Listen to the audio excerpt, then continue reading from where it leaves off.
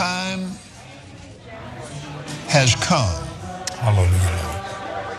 For ministries, particularly traveling ministries, to have some other method of travel other than the airlines. That's right. Yes, sir. Agree. You get into this situation, we're not going to let you fly unless you're vaccinated. Well, to me, that's the mark of the beast.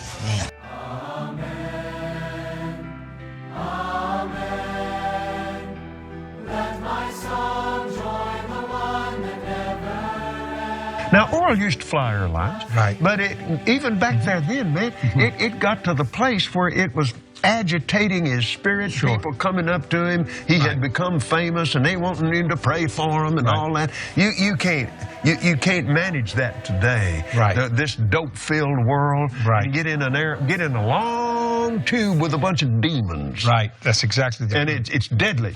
And it works on you hard. It really does. Look away, look away.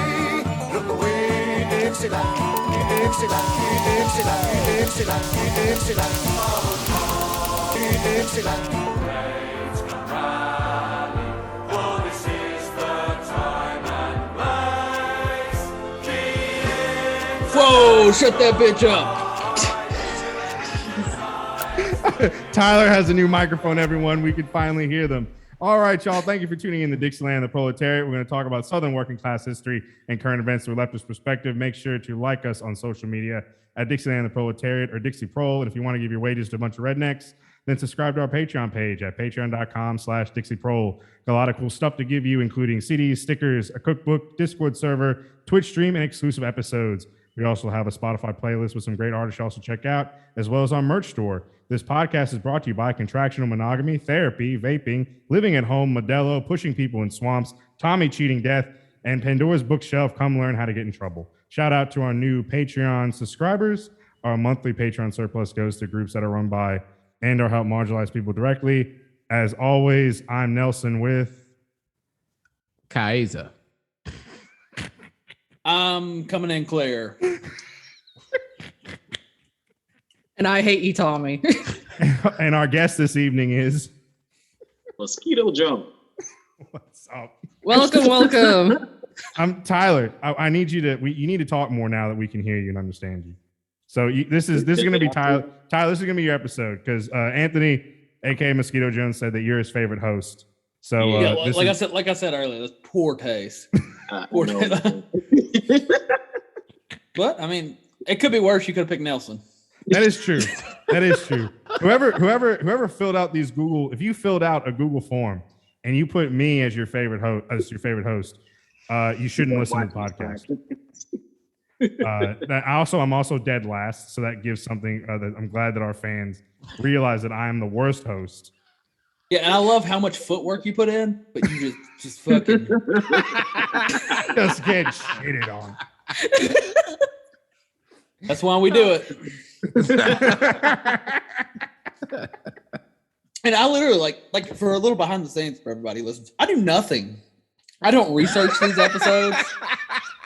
Like my only job is to get like slightly drunk before it happens and just be here, throw in my ones or twos, and sometimes get edited out of the show.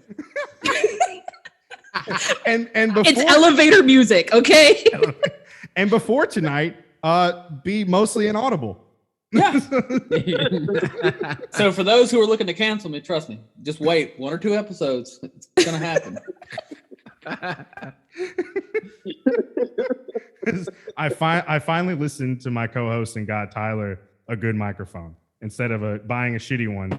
I went back and got him a good one because I don't know how to listen, and I'll admit that. I do not know how to listen. Kai is giving me the biggest eye roll possible.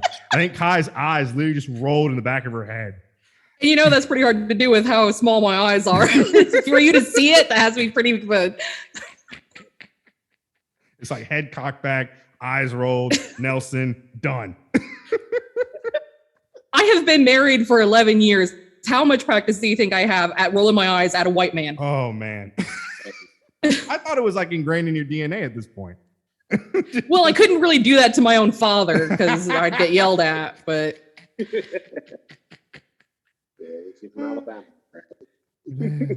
So how is everybody? Tall, dark, and ashy. How about you? Same. Anthony, did you see that? Did you see that one TikTok I made with Tommy using olive oil as lotion? I said it's an old Italian trick. First of all, You just outed him so bad. First of all, I was in dire straits. I had no money and no more You were lotion. praying on that one, huh? So I Was found it extra the next virgin olive oil at least? It Come was on. extra virgin, great value. All right. I just had to, not look ashy. You know how it is. You can't. I mean, would you rather have olive oil on your legs or would you be ashy? Would you rather? I believe that's what they refer to as the Italian job. Yeah. Now, I'm gonna be real with you. I got my skin stockings out, the ashy knees and all. I'm not baking. Oh man. I'm not going in the sun and frying.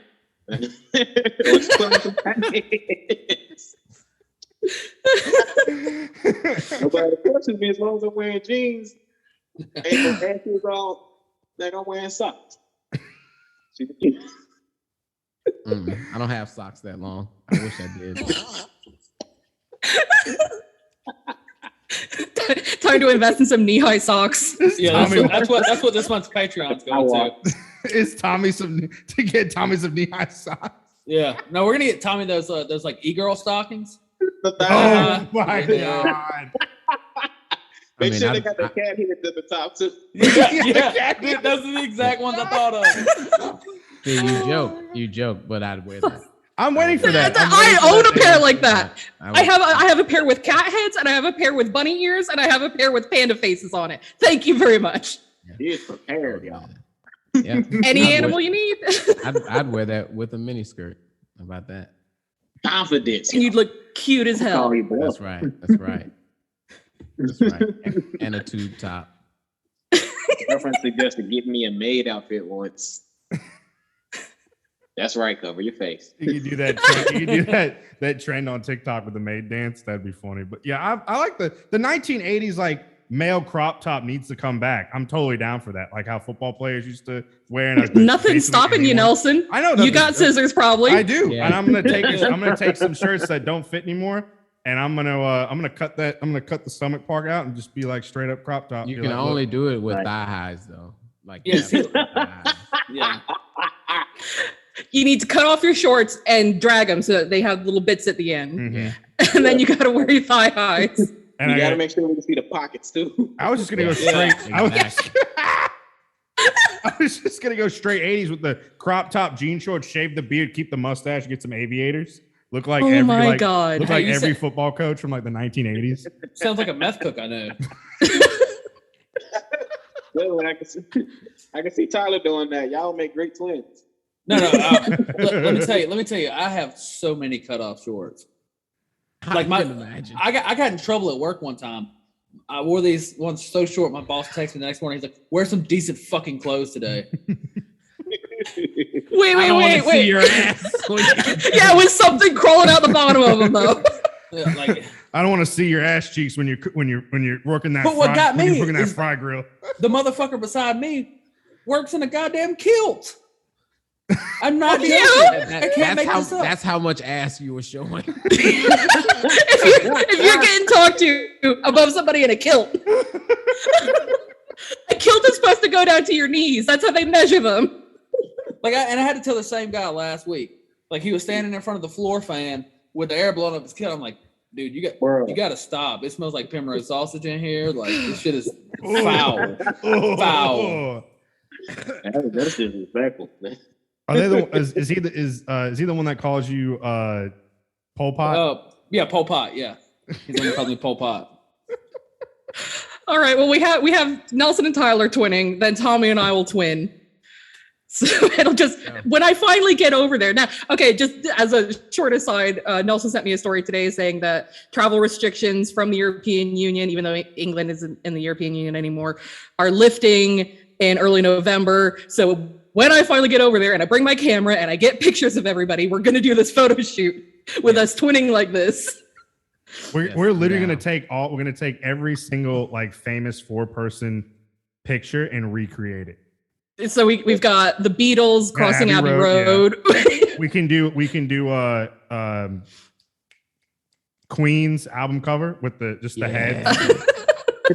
Yeah, that'd be good. I don't know if I want y'all like pressed up against me like that. Though. You could be like you could be the first one, Kai. You could be the head because you're the oh, cool. So I'll just have my tits on someone's back. Great. As long as I get to be Freddie Mercury, that's all I yes, exactly. I just want to be. You have to like stick your teeth out, like really, like because you had some jacked up teeth, so you got to really like stick them out. That's fucked up, Nelson. How dare you? How dare you? Nelson, not a fan of the LGBTQ community. Oh my god! So classist talk about teeth like that. Jesus, Nelson. Oh, I guess Tyler's not gonna be the first one canceled. We've been trying to get Nelson canceled for a year. God, every time. I remember when they canceled Nelson when he was a folk musician. And it was just because, God, this guy sucks. It wasn't even anything bad. This guy sucks. Oh, man. Wait, who's the mayor you wrote a song about? Oh, Rahm Emanuel. Yeah. Yeah, because it was the height of his bullshit. I got my guitar nearby. We can sing it, right? We can. Let's do it. Yeah. We'll sing Sweet Home. We'll do Sweet Home Alabama. No. Oh, Jesus, no. I'm turning it off right now. No. What? I'm so tired of that song on just a new cellular level at this point. Like, we've got the one person who should, like we need a new song for Alabama. Just gonna be real. Sweet Home Alabama, it don't hit the same no more. It really don't. It never hit anything for me. Yeah. We need the This remix. is the point where Nelson comes in and talks about how like Neil Young wasn't actually angry at Leonard Skinner. Like, yeah, this is a whole thing with Nelson. Nope. Please don't get him started. I'm not. No, I did that on the Rev Left episode when I requested that song because it talks about it in the song. So I figured they could talk about it better than I can. Just let Pink Williams write our new anthem.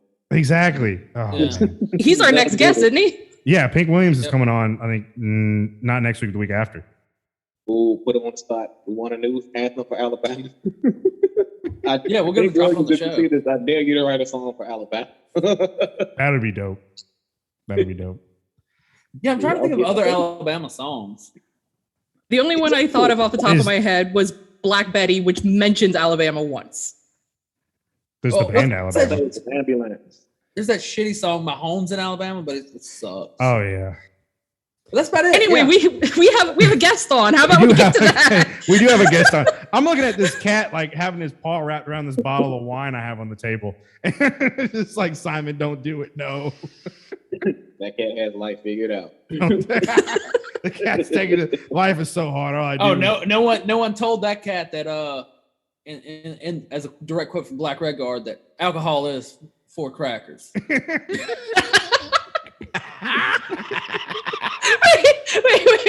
Wait. Okay, so are we saying all cats are white now?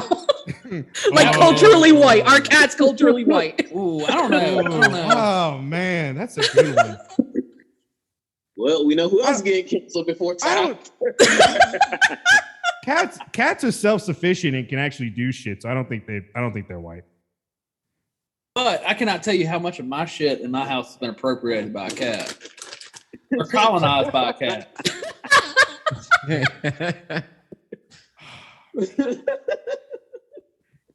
Mine expects me to feed her, clean up her shit, then she pukes on my stuff. Yeah, She sounds like a drunk white girl is what she sounds like.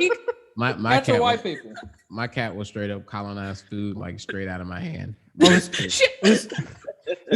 big boy just eats and cries and shits. That's all he does.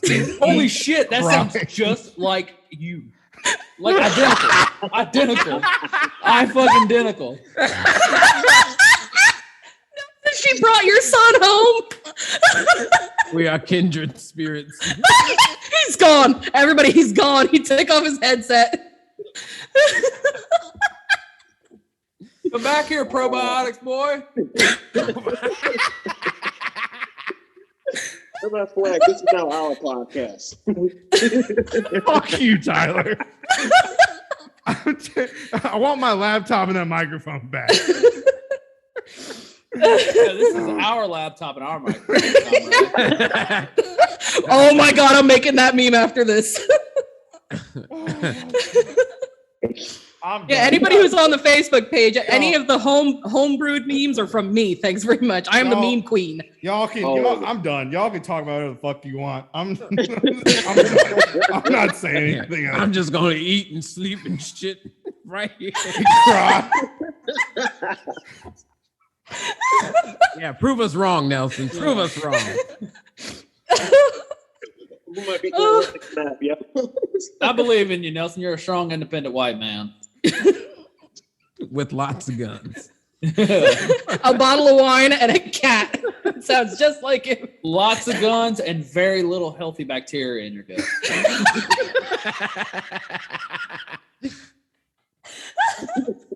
Oh, everything hurts now. Oh my god. Oh god, that was funny. Holy shit, that was funny. This is like after dark content. You paid for this, Nelson. You paid for this. I do. You paid for that microphone. I should have known. It's like there's some allegory here where it's like essentially Frankenstein. This is Frankenstein's monster. Look what I fucking did. I what created you did a goddamn for me monster. With this laptop and this mic is what Biden did for the Taliban with the weapons and the helicopters. Wow. And now Tyler's in your gym working out. Oh, anyway. We've been on here for 20 minutes. Anyway. It's already great. It's 20 minutes of just golden content. We've had some very serious episodes lately. So. Yeah, I'm glad the episode where Tyler has a functioning microphone, it just goes off. This is like a year and a half in the making of being like inaudible, finally being able to get his words out so people can hear it. Well, I didn't have anything to say last episode. So all right. The two white guys, shut up. We have a guest. I did. Shut up. We have a guest. My life's already been taken. My life's been taken. I'm done. I'm gonna brush my beard and my mustache. Anyway, Mosquito Jones, Anthony, welcome to the show. Hi, I'm enjoying this. Will there be snacks? Oh God. Yes. Yeah, we have catering. Tyler made it for us. yeah, I got hamburgers and beer. You know what? I trust them sandals. We're gonna be all right. We're gonna be all right. He makes the dad burgers. Like, let me get you grind the onions into the meat. Yeah, with the bell pepper. I called it. And do you cook them when they're way too fat so you can't even like get your mouth around it once it's in a bun? Well, I was requested to make little burgers today. I have a lot of small mouths. No, when he says little, he means it's still about a quarter pound. It is. Yeah. It's just a ball. It's a meatball. Look, I size my kids up and make sure they get their recommended amount of protein. Yeah. Into the future. For the cows themselves, so. Yeah. I'm trying to raise a bunch of little super soldiers for the revolution. Oh, jeez. I had some leftist super soldiers. They can set up a mutual aid tent in a heartbeat. You just got a hurricane, don't worry, we got a whole facility ready for you. All we have to do is restart with child labor.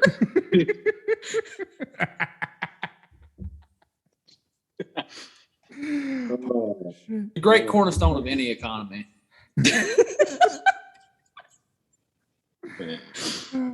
Oh, so what's our show about tonight? Anybody? Apparently we're just roasting damn, I forgot the name. See, here we go. Boom. Just right. Yep, that's it. Tony Macaroni. Joey Bag of Donuts. Oh shit. Damn, Anthony. Fucking John White, John Snow.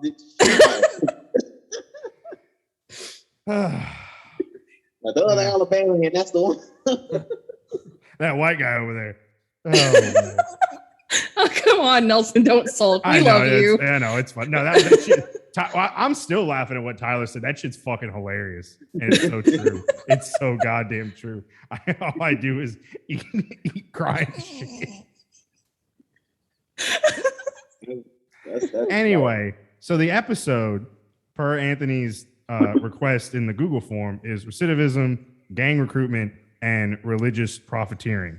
Now, Anthony, when you say gang recruitment, are you talking about how, I guess like you go back to like Fred Hampton in Chicago, like courting like Blackstone Rangers, and basically like Huey talking about like radicalizing what is known as like the lumpen proletariat, in that people who don't necessarily have like what we would consider like legal lines of work. So like people that work really in the underground, and they're very well organized.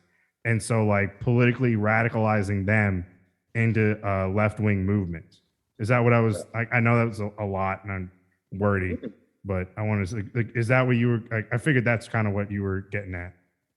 So not really. That's kind of, but not on the point. Like that's, I would say that's more of a socially benevolent structure. That's if you set it up right, a standing mutual aid network with which that community can work.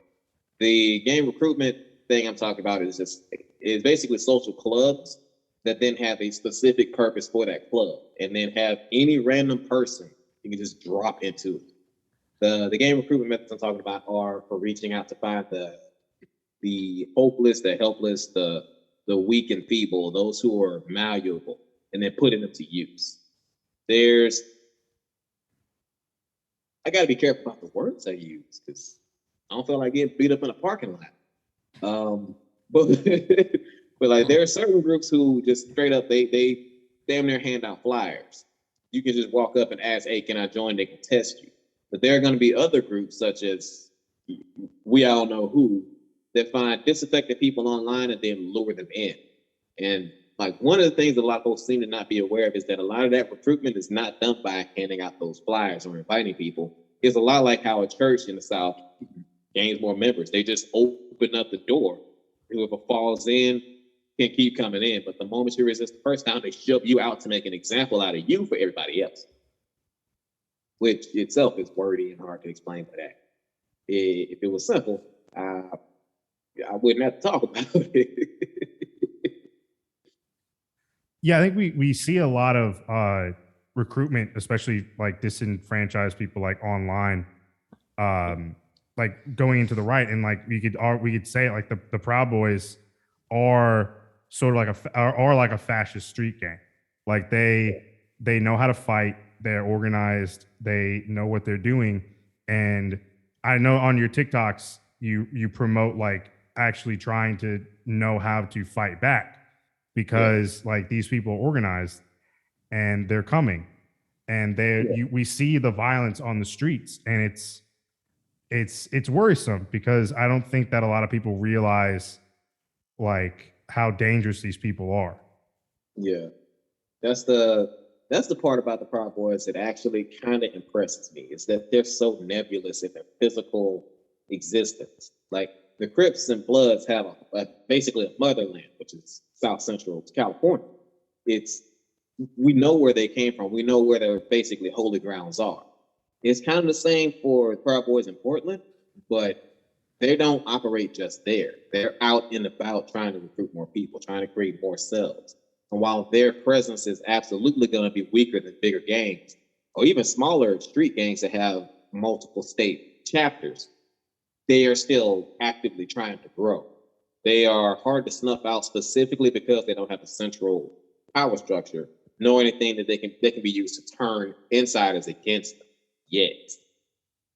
That's like, that gives us two different things to consider. One, they are nowhere near as powerful, but are far more agile than you're going to see a regular gang be. Because if let's say GD, let's say that they decide that everything else stops mattering, they want to get to quote unquote legitimate business by taking over a racket, right? They want to just be the only people that are able to sell Nike shoes in a certain area of a state. In order for them to do that, they need to get all of their members in accord to not mess with that and to protect it from the outside. Proud Boys, because they have so few actual active members, instead of just a lot of fodder, they can get exactly that done by assigning people directly to positions. Whereas larger gangs are going to have to get people who are willing to volunteer, because you can't just put somebody somewhere and expect them to do well. If they get taken down the turn, they're not going to tell you shit. It's that social agility is their main threat point, because no matter what, they can get their most focused people where they need to be. Instead of working on getting a bigger number, they're trying to get those people really, really good because everyone else is fodder. And that's where the recruitment becomes dangerous. At that point, all the fodder people are expendable. Crips and Bloods can't just send hundreds of people into the streets to go and shoot the place up, because if any of them die, they lose people. They lose members. They lose assets. Whereas with Proud Boys, that's what these kids were for. So they're sending them out to the street to go cause chaos and bring notoriety to the Proud Boy name. But if they end up arrested or dead, Proud Boys lost nothing. That's an expendable person. That's what they were going for. That's the whole point of it. If they focus on making sure that the inside, the inner circle, is good and effective and protected, everyone else is expendable. They're just tools. And getting people to not see that they're being used as tools is the recruitment method. They get you focused on the goal, not the method. If they can get you to focus on, we're going to take back our country from, you don't realize that he's talking shit. You don't realize he's saying, you're going to go do this for us, and we're going to sit right the fuck here. We're going to send you the information, and then you're going to go do it, and if you die, well, we still win. If you can make them not care about that, you win. You recruited them. You don't even have to give them membership. They'll go do what you say. They'll go do what you say needs to be done.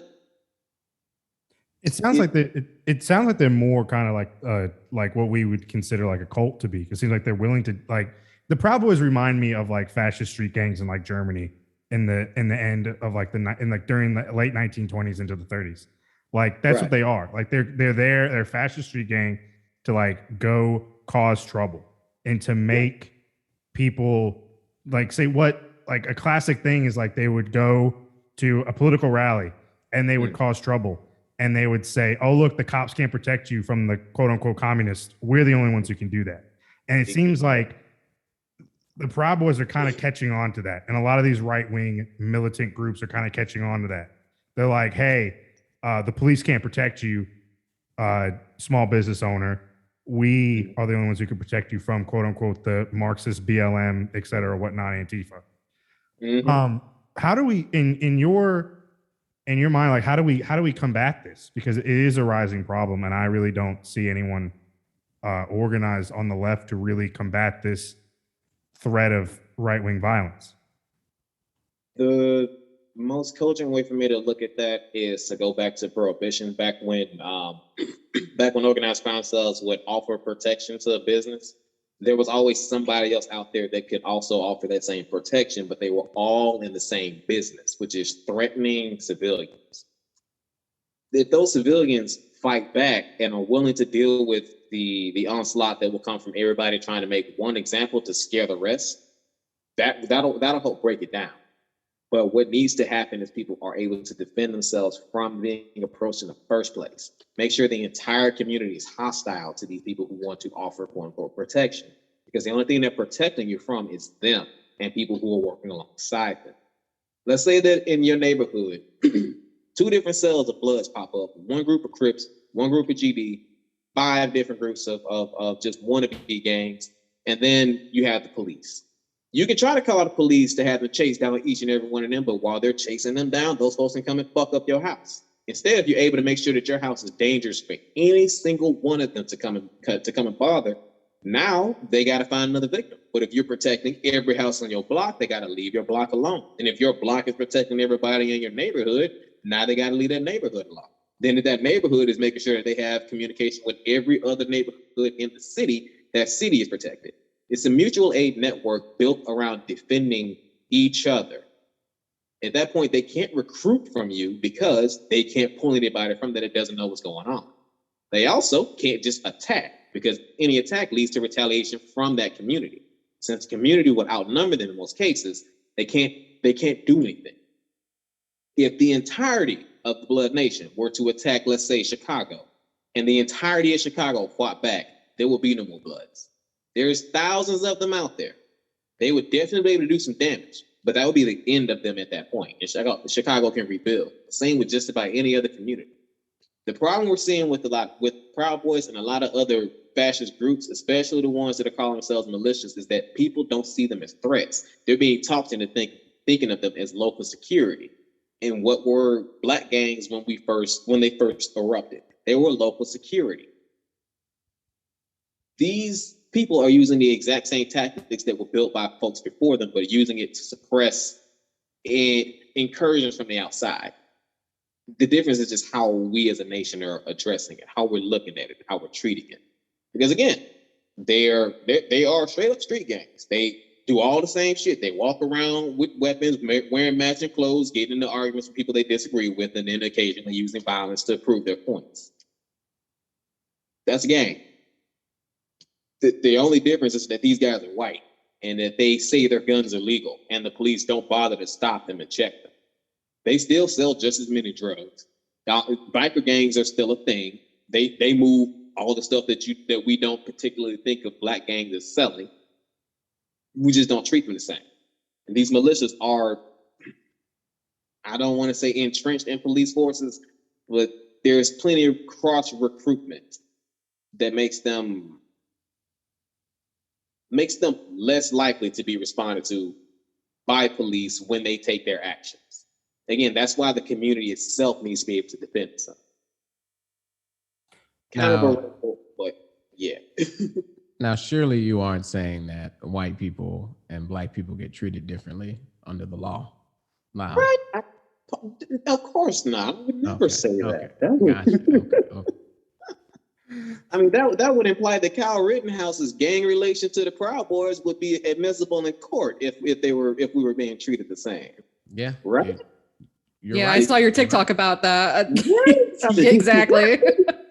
I mean, wasn't there some guy who was assumed to be a gang member? Just pick one in the fucking jails right now. There's some 15-year-old getting a big sentence because his big brother was a crip. Yeah. Man, I'm gonna shut up though. All that ever does piss me off. Is like the best way to put this is prison is crime college, and the justice system knows that. You take a joyrider and drop him in prison for a few years, he's gonna come back out as a real car thief. You take some regular on the street dealer and put him in jail for a few years, and he doesn't get himself chopped up, he's coming out as a real dealer. They know this, and that's why they don't put white kids in there for so long. They get short sentences so that they can be scared straight and then not get connections. The ones that want it will stay, but the ones that are scared straight don't go back. Black children don't get that opportunity. Brown children don't get that opportunity. Hell, Asian children don't get that opportunity. If they go to jail, they're going for a while. And when they come out, they'll be a real criminal because if they have that record, they have a harder chance of succeeding in the world as is. And it forces them back to where they will already have a problem. There's the recidivism loop about it. And yeah, recidivism plays into gang recruitment also because if you have no outlet, no way to escape the situation you're in, you're gonna look for whatever door you can. And most people who have a record are offered a door by these organizations because they can give them at least the minimum resources to get somewhere else. If you have 5 years on your record for some violent crime that you committed when you were 16, you come back out at 23, you ain't got much. You ain't got much of a chance in hell because you don't have any job experience. You got a record, marked as a felon. You got to go somewhere the fuck else. If you can go from somewhere out in North Carolina where you committed that, out to New Mexico, you got a chance because nobody really knows you. They might see your record. They might give you a chance. Say, hey, I'm trying to get a new start. You might make it. But anybody got the material to just jump from state to state, especially right after release. And if you have fees on top of that, you're stuck even more. But if that group of people who has a little bit of extra money comes and helps you out and they just ask you to do a little bit of stuff, you're going to do it because you might get out. And if something happens in between, they still got you while you're in the box. These recruitment methods are about making sure that person feels like the gang values them, but it's also about making sure that person still creates value for that gang. And they'll continue supporting you so long as you are. If like it. I'm sorry, I keep getting wrapped up in loops here. No, you're good. Yeah, where was I? Just, damn it, brain, you were failing me We again. were talking about recruitment. You're talking Right. about the prison system. Okay, so I lost my train of thought. I do want to touch on something you said earlier Yeah. because I mentioned this to Tommy before. When it comes to law enforcement and militias, right? So I don't know if anyone's seen, but or read about this, but the LA County Sheriff's Department is riddled with white supremacist gangs, like just horrible, and they kill people, and they operate with impunity because they have the backing of the state. They do whatever the fuck they want because they're cops. A friend of mine sent me an article that under Dale Gates, the chief of police of the LAPD back in the late 80s and 90s, had a program where officers, it was their gang unit, and I forgot the actual name of the program, but basically what happened is that they operated outside of the department without really any oversight, and they infiltrated street gangs, and some of them got so embedded that they actually like blurred that line between members and cops and basically became these members of the street gangs and were able to operate however they wanted to because they also were cops and had the backing of the state. So I think that a lot of times these militias, like for instance, the three Oath Keepers, right, are former law enforcement / military, and they come to these right wing groups and militias, as the Oath Keepers are, they're a right wing militia with all that training. And I really don't think a lot of people realize how fucking dangerous that is. So you're talking about Los Angeles, correct? Yeah. So what you're trying to say is maybe Chris Dorner was on to something? I think so. Maybe. So you're wait, no, hold on. So you're telling me the people who beat the living shit out of Rodney King might have been racist? Mm-hmm. Might have been. Might have been. Maybe. Yeah, you mean Just these maybe. people who are Oh, but actively- California's not racist. We're not racist out here. We smoke weed. We serve. We We're vote not Democrat. We vote which is Democrat. more ridiculous because in California still giving sentences out for selling marijuana without a license. They're still gentrifying with weed money, but they still locking black people, black, brown, and other bodies up for paying bills with weed money. Like, man, it's got bleak. I think what oh yeah, no, I heard of this on another podcast that like after Jim Crow was quote unquote officially abolished, in the South, LA County Sheriff's Department and the police department actively recruited Southern police officers to come join the departments, and they were like, hey, you can't beat up black people in the South anymore, come out to LA, you can keep doing it, we encourage it. Yeah, you can hide it underneath the shield of ignorance. Yeah. Nobody's gonna call you on it when they have another comparison. Thank God for Mississippi, right? Yeah. Sorry, it's super frustrating to see all of these things happening in real time, in plain sight, but we are still, as a nation, burning resources to create this idea that all black people are dangerous, that all brown people are joining gangs, that the only safe people are the ones with milky skin and firearms. That's just frustrating. Is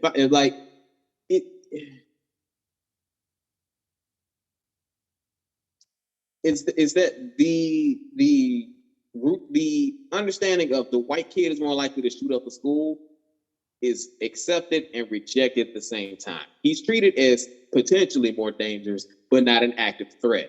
Whereas the rest of these students who are not shooting up schools, who are not doing any of this, are constantly policed in case they might. There's children beat to shit by cops in their schools to prevent people from getting out of hand. Meanwhile,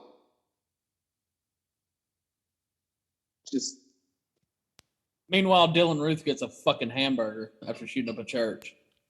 Yeah. fucking, what was the most recent mass shooting? I don't even remember now. But that person is they still have at least their life. They might live it in a box, might get out someday, but they still have their life. There's people who didn't even commit crimes. They were killed, and then the people protesting that get sentences. Yep. How many mass shooters have been killed not by their own hands? How many? I wish I could give you that answer, man. I honestly don't think there's one. The last one that no. I mean, they killed Dorner, but I don't think it was a mass shooter. No, I wouldn't call him the Parkland kid was taken alive. Dylan Rubin. They take everyone alive unless they kill themselves. That's the only way they die is if they kill themselves. Every single one of them gets taken alive. And black people get pulled over, can't pull out their ID without getting shot 15 times. Like you can't even call the police to help you if your vehicle breaks down on the side of the road because there's a chance that he'll think you're a bad guy or a bad dude. Even if you're an officer in the military, because that guy I know what you're talking about. That guy was an officer. That guy was a lieutenant in uniform, or just being a fucking small child with a goddamn toy gun. Yeah, like. And the sickening thing is that bringing these atrocities to the attention of the people around us, the very people that are the least affected by it, demand the spotlight by saying, "What about white children? What about Cannon Henning?" A completely unrelated issue they decided to bring into the forefront as if it, one, was related, and two, was not specifically addressed, and three, was not already handled. Why? Exactly. See, a lot of people bring up those cases, but in those cases, there is justice served. Those cops do go to jail. Those cops do lose their jobs. How many black people get killed before, like it has to be a mass news outcry before a cop will even lose their job? Sure. Or not even lose their job, get paid suspension while they investigate. Man, shit. We have it on camera. Like the only reason Chauvin got convicted of murder is because he was on camera and the literal whole planet, the whole damn world demanded justice. It took billions of people a whole goddamn year of actively fighting to put one cop in jail. And then how many of us were sitting on the side going, like all of us were sitting there going like, is he actually going to get like a proper amount of time, or is this going to be like some like 2, 3, 5 year sentence or something? And then when it came out, was it like 20 or 23 years or something like that? We were like, how? Like we were all surprised that somebody could get so much, that a white cop could get so much time. It's like we got fucking Dragon Balls. It was a big fucking moment. It's dystopian as hell because that just shows that it takes an entire world, the whole world, to have that one effect when we know he's guilty. And we still didn't know he was going to get his sentence worth of time, and we still know he did not. Because he will still be out on the street after 20 years, maybe even less, and still be able to go out and join these exact same groups that recruit people like him. When he gets out, he might get a fucking book deal. And then in the meantime, he's made a fucking martyr. Like, and those exact same people are going to do everything they can to say that Kyle Rittenhouse doesn't deserve to go to prison. Yep. Even though he joined a gang, was out hanging on the block at night, went hunting people, got into a gunfight, and shot 2 people dead. Then left the scene and was only captured or turned himself in later. Then jumped bail, still hung out with the very same people he was told not to, and then had the nerve to I'm gonna be quiet about the rest of the hearsay. But he did all of that. And it is exactly the same fantasy that conservatives and other races condemn black children for when they are not even participating. They condemn all black children as if they are exactly that creature, while they say that this kid deserves a fucking medal. It is not hard to spot the racist. It is not hard to spot the racist adjacent. At this point in time, it's a choice. Do we acknowledge or do we not? Because if we don't acknowledge, we continue to allow their recruitment process to go until they eventually start pulling in the ones who don't know what they're dealing with, which unfortunately is a lot because their main pattern is watching people who stick their fucking head in the sand. If you get someone who's ignorant, they're pliable. And if they're pliable and obedient, they can be either fodder or they can be upgraded to useful. We're proven. And that's why I don't trust Boogaloo Boys because Yeah, but like, why would we even be fucking surprised when you used to have fucking one of the first big ones, Zimmerman, going around signing goddamn bags of Skittles? And the Like, reason what he's the- able, like- the reason he's able to do that is because black people are not the animals we're portrayed to be. Because I guarantee you, had it been somebody black doing that exact same thing after killing a white kid, there would be the KKK would have showed the fuck up. I don't see any bloods hanging out outside of Zimmerman's house. I don't see any Crips doing it. I don't even see black officers doing it. George Zimmerman can walk around in any neighborhood with his head up. Ain't nobody gonna attack him. Because why? They don't go to prison. That person will go to prison. This dude who murdered a 15-year-old child after being told specifically not to pursue, he's gonna get to live his life free. Whereas anybody that goes and dispenses any kind of retaliation, they're going to prison, possibly for life. Again, why? Yeah.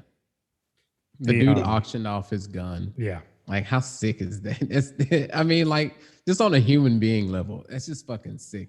It's fucking sick. And someone paid money for it, like thousands of dollars. Like, somebody spent, man, that's somebody's salary. Okay, so that's money that could have gone to making somebody a whole job. They just want a trophy or something that murdered a black kid. These are the exact same people that chopped off body parts at lynchings. It's again, I don't mean to be angry, but it's hard not to be when you're aware of it, know that it can be better, and you know that the only reason that it's not getting better is because of deliberate choices that people are making who are not affected by the core issue, but expect silence and compliance of those who are. It's like watching somebody know you're dying of thirst, go take a shower. It's fucking ridiculous, man. But anyway, Well, real quick, because I think this is just on my mind. I mentioned it and I wanted to clarify. I was scrolling through TikTok and there's some Boogaloo dude on there that was talking, like, he's anti-police, et cetera, talking about whatnot. And he was actually defending a Boogaloo guy that got killed at a BLM rally, protecting his girlfriend who happened to be black. And people were calling him like a communist, whatever. And he was like defending this fellow Boogaloo guy. Then like a few videos later, this guy defends Kyle Rittenhouse because Kyle Rittenhouse was protecting quote unquote private property. And that goes to the heart of, like, first of all, they're racist because they're using a term that started as a racist fucking term. But then also the root of, like, conservative ideology, even for libertarians, is they care more about private property than they do human lives. Yep. And the fact that Kyle Rittenhouse murdered 2 people and gravely wounded a third, and we're all sitting here thinking this kid could get off. And then that opens the floodgate for God knows what. Right. It's mind-boggling. It's only mind-boggling if you assume that the people who are supportive of Kyle are rational. These are people who already have their murder fantasies. Kyle got to live one out and they want to live theirs too, but they're living vicariously through him. And as long as he sees no consequence, they're going to feel like they won't see a consequence. However, if someone just rolls up and domes his ass, now they got a martyr and they got somebody to pretend that they're fighting in the name of. Like, this situation was an inevitability when we allowed angry, disaffected, wannabe oppressed people to collect guns in the first place. You got guns, you want to use your guns. That's why I don't have them in my house. That's not true. That's why I don't have them in easy. That's not true. Anyway, if you have guns, you want to use your guns. So who are you going to use them on? You're not going to war. You didn't join the military. Usually these people couldn't qualify, or they were too bitch to stay.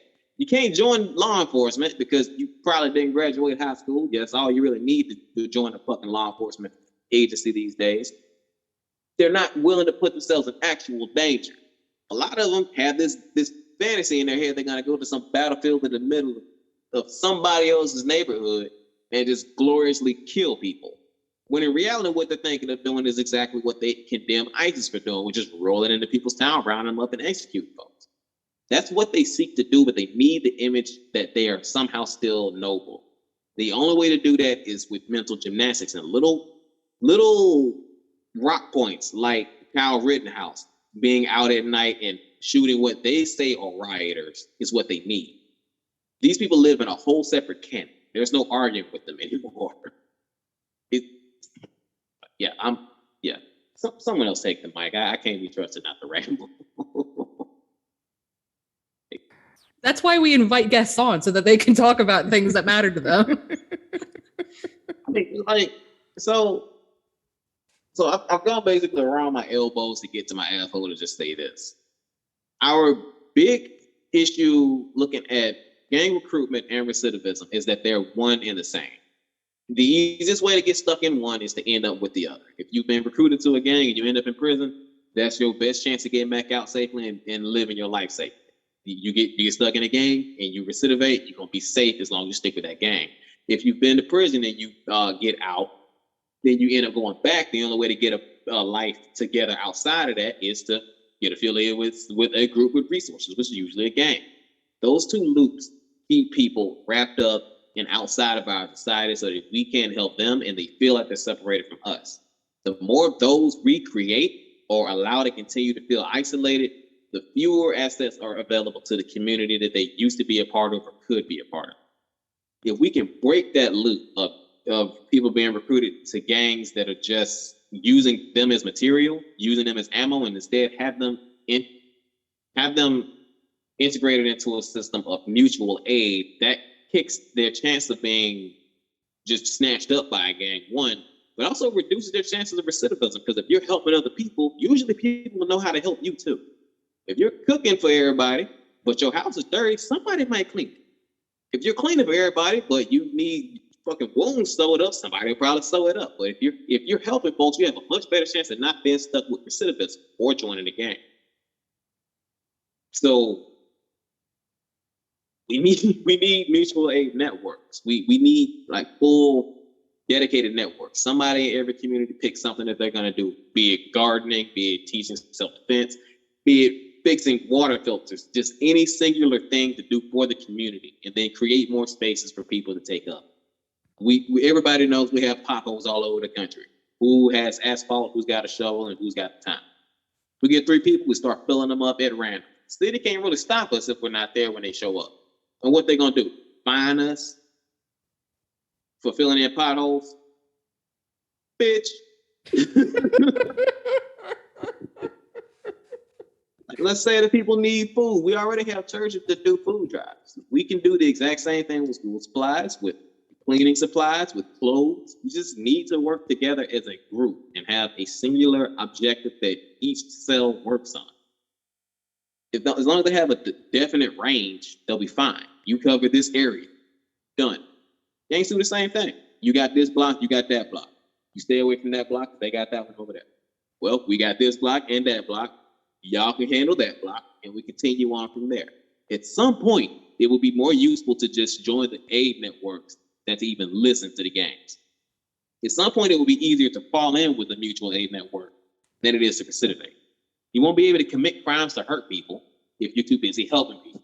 You won't be able to be accused of a crime of hurting people if you're always photographed helping folks. And if you are, you have a better chance of arguing against it, because those are the exact same things that Kyle Rittenhouse used to argue against his. There are pictures of him cleaning up debris, but there's also video of him murdering people. People pay more attention to him cleaning up. We can do the exact same thing with everybody else in this country. That kind of touches on like the final, I guess, topic we could touch on is the religious profiteering. Because in the South, especially, a lot of mutual aid networks are run out of churches, but that comes with a lot of strings attached. Obviously, it's not safe for like LGBTQ people. It's not safe for it's even not safe for people of color and Black people unless they go to a specific church that is of that group. So I guess when religious organizations are profiting off of this, it really is beneficial for us to try and take that mutual aid back from churches, because I know that they do help a lot of people, but it's kind of detrimental because they are really dangling Jesus in front of you to try to get you to convert while they're giving you something you need. Right. And it's just I mean, truth be told, if the church were interested in ceasing its profiteering, all they got to do is stop taking tithes. That's it. If they live only off the offerings, that's one thing. But if they just stop taking tithes outright and just help people with what's offered, that credibility alone should help. Churches aren't taxed.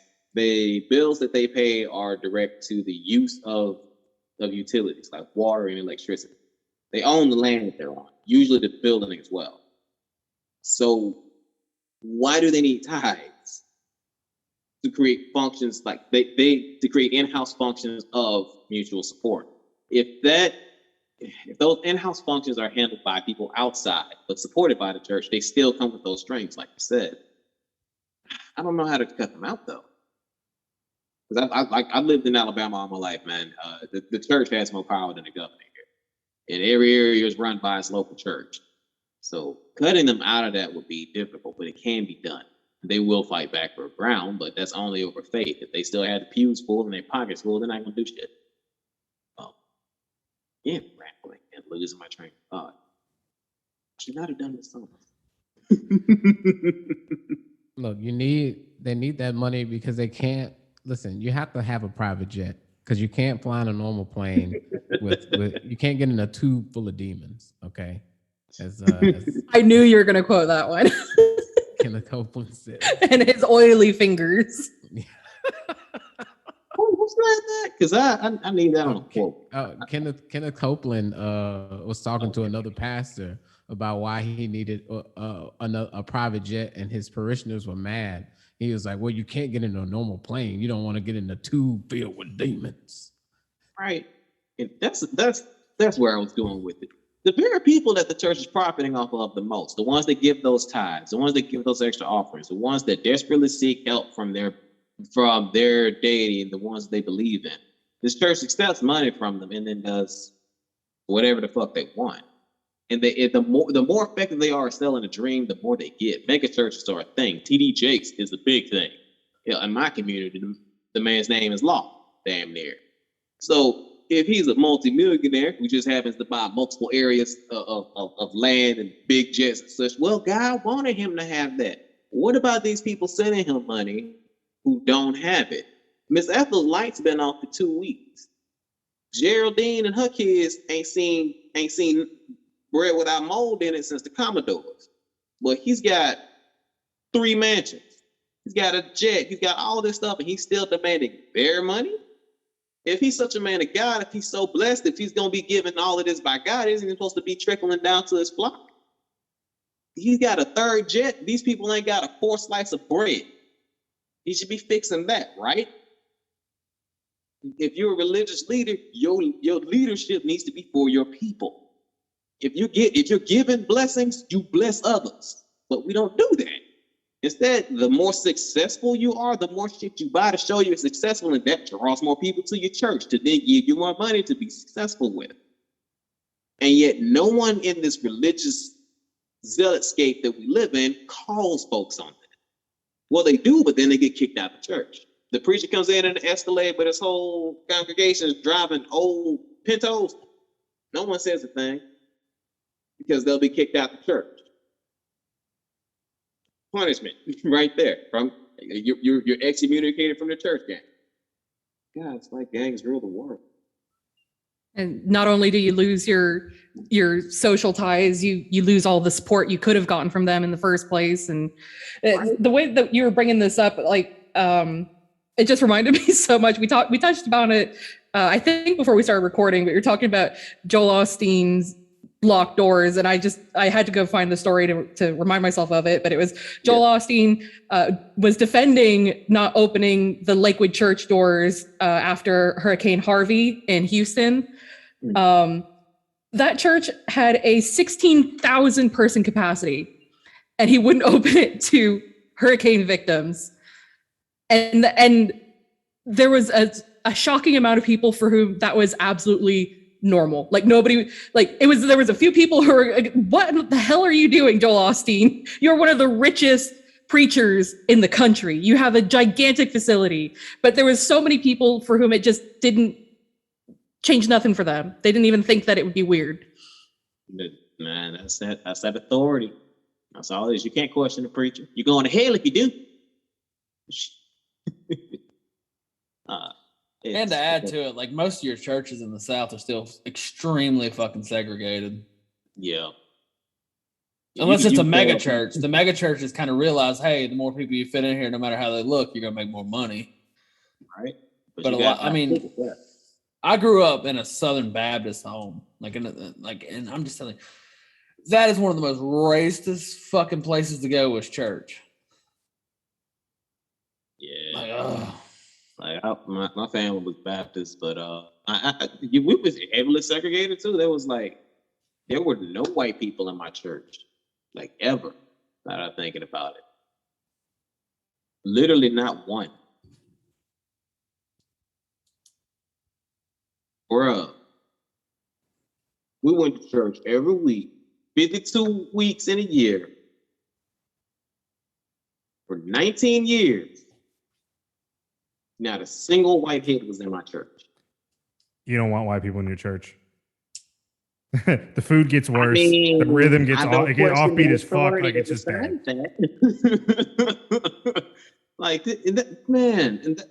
Like not even noticing that until I was today years old when I realized that shit. At 30 years old, that there was not a single white head that had ever been in my church. And it's how can you solve the problem if you don't see it? Well, on the opposite end of that, like I remember when Obama was elected, that we had like a huge prayer session for our country.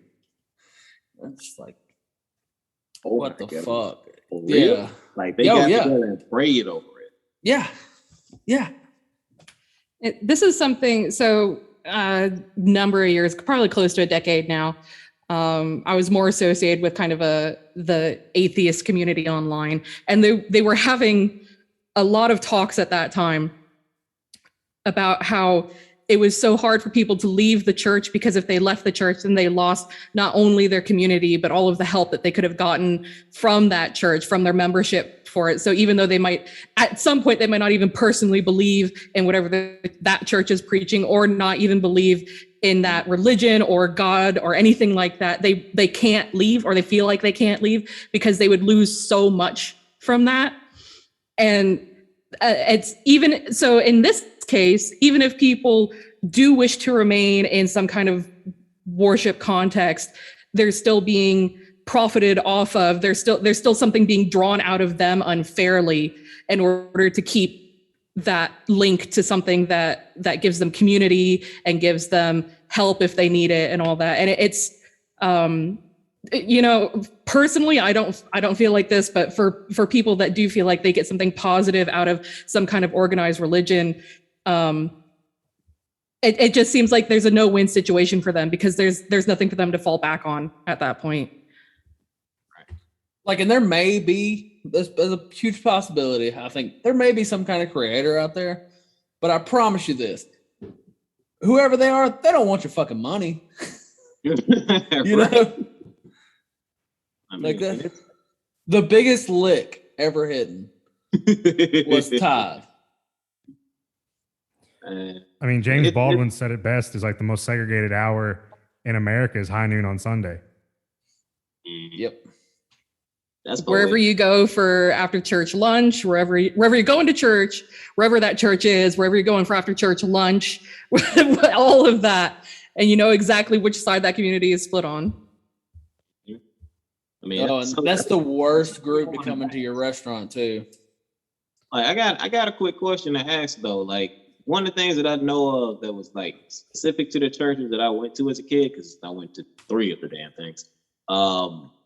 When black churches were letting out at the dead of night, when we finally finished, they were cooking in the back. Like, we had food on deck. Didn't have to go to a restaurant. Did anybody else's church do that, or is that just because we were like So Right, I Go ahead, Kai. Sorry. all right. So I wasn't brought up in a church. There happened to be one behind my middle school that was within walking distance that had a really, really good like youth program, like a really cool like youth hangout area. And that drew all the kids from that middle school over there. So I only went there for about 3 years, and it was to hang out with my friends, not because I was going to church. However, I will say that the times that I went to church with my friends who went constantly, this was an affluent, upper middle class, white Methodist church in a affluent area. And that was, if there was any food afterwards, it was like a cookie tray that somebody picked up from the grocery store across the street or something like that. Or everybody was going to the two like brunch 8 places, like there was a Perkins and something else like around the corner from that. It was very, very white, affluent kind of thing. I did not come from that background, so it was completely foreign to me when I got there. So what about you guys? Man, they would cook every fourth Sunday, and I remember going back there, and them raggedy old bitches had the nerve to try to give me a fucking canned pear with fucking mayonnaise and cheddar cheese on that bitch and put a fucking maraschino cherry on top of that shit. Get the fuck out of here. So if I wanted to slap the false teeth out of a motherfucker's mouth, I will not eat a goddamn pear with mayonnaise on it. Sorry. Fuck you. Why do I keep hearing about these pears and mayonnaise? It's following me around now. And I got on TikTok already. What the That's a holdover from the 50s. That's 50s Oh my housewife God. cooking, where you could take anything in a can and put it in mayonnaise and or Jello and make it a centerpiece. and Bro, I fucking remember apples in specifically. potato salad. Apples and raisins and fucking potato salad and chicken salad. What the Mm. fuck? I can top that, bro. Somebody had a bundt cake mold full of Jello that held slices of hard-boiled egg and shrimp. Son. Ugh. White people. If you're watching this White episode, people. I owe you some hands. That ain't right.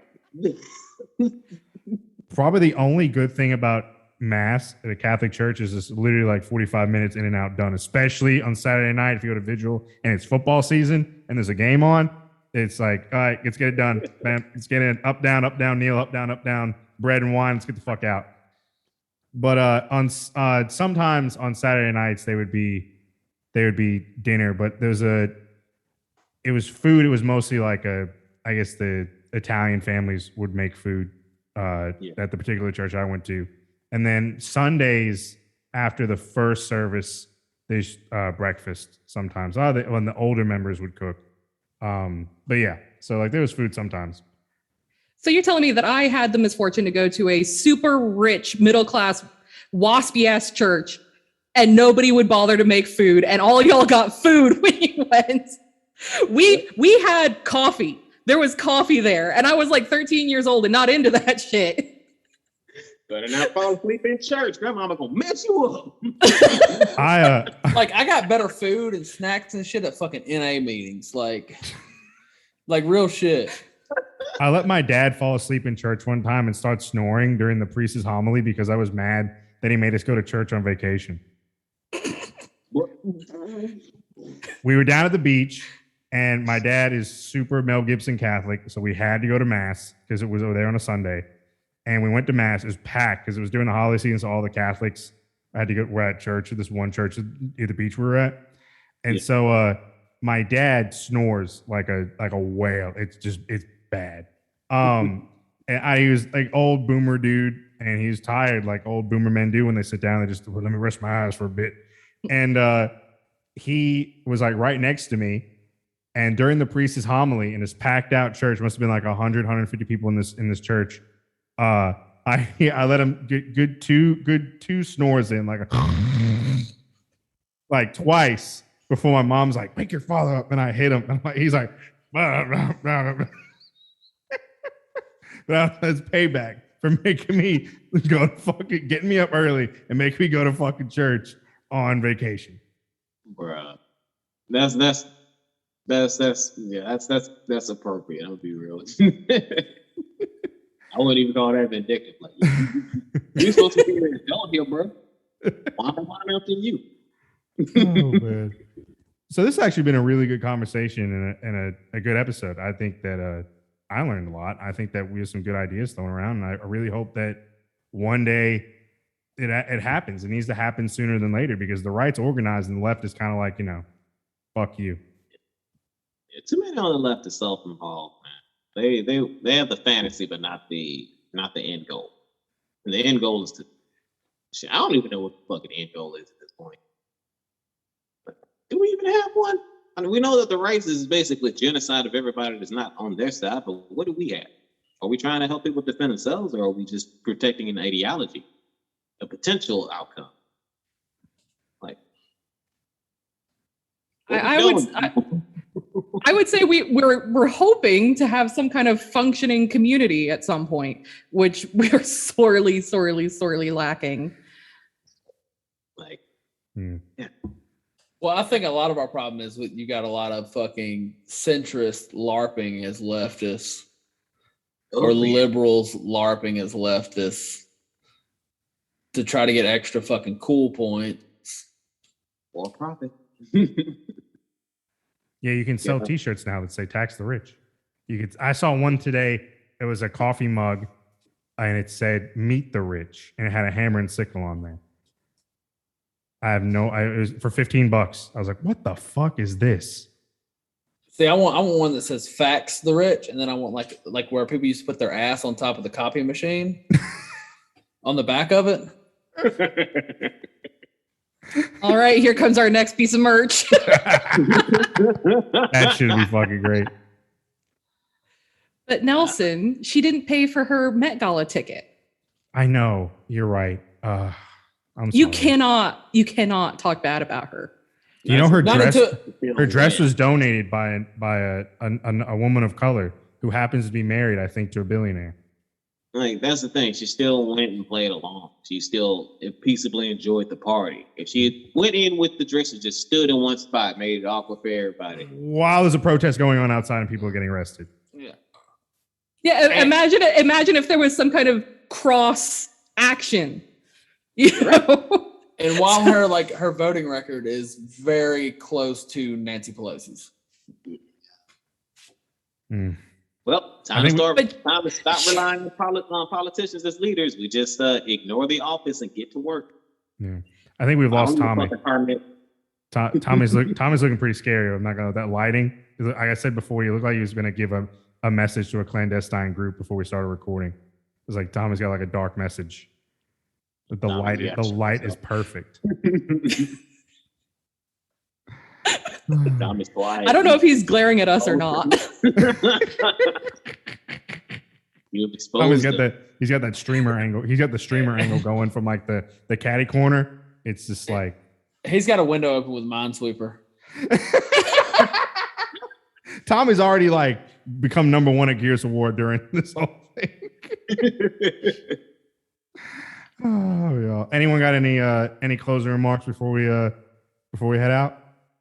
Yeah, Mo, go ahead and play the Fallout games. That's basically a casting of our future. I fuck with you, Anthony. You're talking good shit. Yeah. Yeah. Well, thank you. Where where can people find you at? You want to plug your stuff? Let's see. At the moment, just a Beacons page. I'm slowly rebuilding. There's Patreon if you want to vote for me or continue to support my antics. I suggest not because I will use that money for alcohol. I'm on TikTok as Mosquito Jones. At some point, I might start playing music. If you live in the Mobile area, I'm going to do services, cutting grass, and making terrible decisions about your lawn. In short, I'm a human being, man. You're going to find me where I pop up. And if you don't catch me at that point in time, good luck. Send me those links now. Drop them in the show notes. But Anthony, thanks for coming on. We'll go ahead and do this outro and we'll call it a night. Dixieland, the proletariat, we live south, the rise again, but this time for the right reasons, those being worker-owned means of production, decolonization, and self-determination for all oppressed peoples. Make sure to like, follow, and subscribe to us on social media at Dixie Prol or on Twitch at .prol, that's D-O-T Prol, where you're invited to Uncle Tommy's Twitch cabin.